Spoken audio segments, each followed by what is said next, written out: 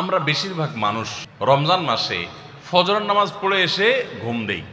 আপনার যদি রাতে ঘুম না পুরে আবার দিনে ডিউটি থাকে, ঘুম একটু যদি যাওয়াই লাগে, তো ফজরের পর পর ঘুমাবেন না।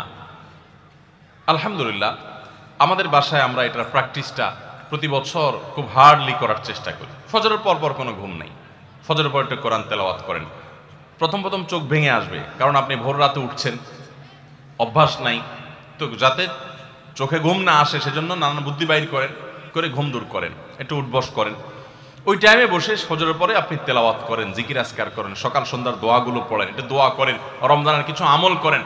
এশাকের নামাজের ওয়াক্ত হয়ে গেছে, 2 রাকাত নামাজ পড়ে এরপর আপনি পারলে দরকার হলে শুয়ে যান, কিন্তু ফজরের পর পর শুয়ে যাবেন না। এটা একটা ভুল, কারণ নবী করিম সাল্লাল্লাহু আলাইহি সাল্লাম সকালের এই সময়টার জন্য দোয়া করেছেন, আল্লাহুম্মা বারিক লি উম্মতি ফি বুকুরিহা, আল্লাহ আমার উম্মত জন্য সকালের সময়টাতে বরকত দান করুন। আর ওই সময় আপনি ঘুমায় থাকছেন।